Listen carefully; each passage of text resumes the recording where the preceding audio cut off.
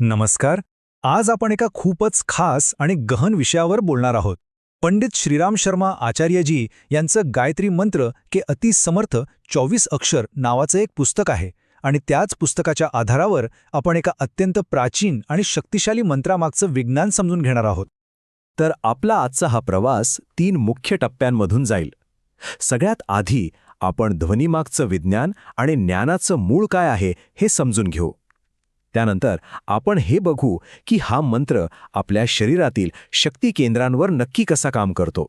आणि शेवटी आपण श्रद्धेची शक्ती आणि साधनेतून मिळणाऱ्या फळांबद्दल बोलू. चला तर मग सुरुवात करूया. आपल्यापैकी बऱ्याच जणांना वाटतं की मंत्र म्हणजे केवळ एक प्रार्थना किंवा काहीतरी धार्मिक पठण, पण आपण आज जरा याच्या पलीकडे जाऊन पाहणार आहोत. आपण हे समजून घेणार आहोत की गायत्री मंत्र हा केवळ काही शब्दांचा समूह नाहीये, तर तो वैश्विक ज्ञानाचा एक मूलभूत आराखडा कसा आहे. हे बघा, मूळ ग्रंथामध्ये किती सुंदर उदाहरण दिलंय की ज्याप्रमाणे एका लहानशा बीमध्ये एक अख्खाच्या अख्खा विशाल वटवृक्ष दडलेला असतो, अगदी त्याचप्रमाणे गायत्री मंत्राच्या प्रत्येक अक्षरामध्ये वैदिक ज्ञानाचं एक संपूर्ण विश्व सामावलेलं आहे. ही अक्षरं म्हणजे फक्त ध्वनी नाहीत, तर ती ज्ञानाची बीजं आहेत. आता प्रत्यक्ष मंत्राकडे जाण्याआधी एक मूळ संकल्पना समजून घेणं खूप महत्त्वाचं आहे, आणि ती म्हणजे शब्दब्रह्म. याचा अर्थ काय? तर ध्वनी हा केवळ हवेतलं कंपन नाहीये, तर ते या ब्रह्मांडाचं सृजनात्मक स्पंदन आहे. असं मानलं जातं की या विश्वाची निर्मितीच ध्वनीच्या कंपनाने झाली आहे. आता ही गोष्ट खूपच रंजक आहे. ध्वनीची ही शक्ती काही केवळ प्राचीन कथा कहाण्यापुरती मर्यादित नाहीये. बघा, एका बाजूला आपण ऐकतो की प्राचीन काळात ऋषी दीपक रागाने दिवे लावायचे, तर दुसऱ्या बाजूला आजचं विज्ञान ध्वनी लहरी वापरून पोलाद कापतंय. म्हणजे काय, तर दोन्ही गोष्टी हेच सिद्ध करतात की ध्वनीमध्ये प्रचंड शक्ती आहे. तर मग आपल्या मनात प्रश्न येतो की ही जी एवढी मोठी वैश्विक ध्वनीशक्ती आहे, ती एका मंत्राच्या जपाने आपल्या शरीरात एक वैयक्तिक शारीरिक अनुभव कशी बनते.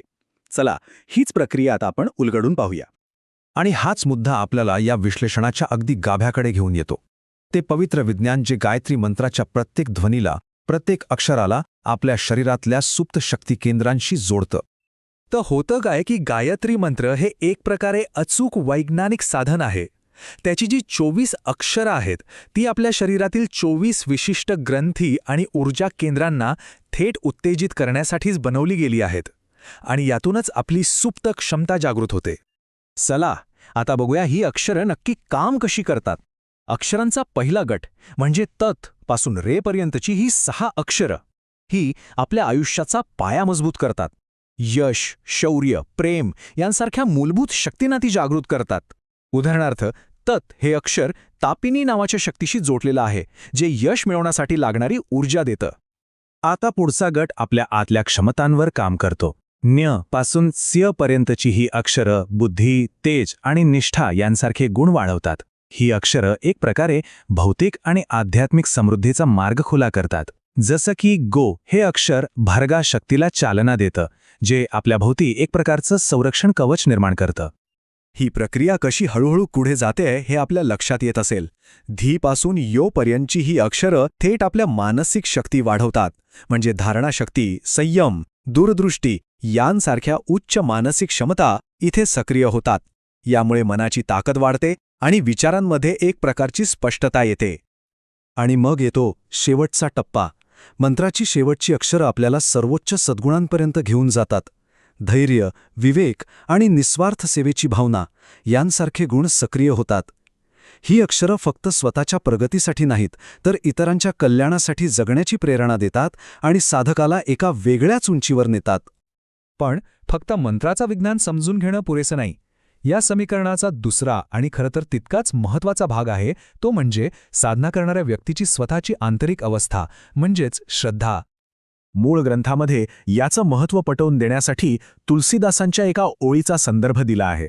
भवानी शंकरौ वंदे श्रद्धा विश्वासरूपिणौ. याचा अर्थ खूप खोल आहे. ज्याप्रमाणे शिव आणि पार्वती यांना वेगळं करता येत नाही, त्याचप्रमाणे मंत्राच्या सामर्थ्यासाठी श्रद्धा आणि विश्वास हे 2 अविभाज्य घटक आहेत.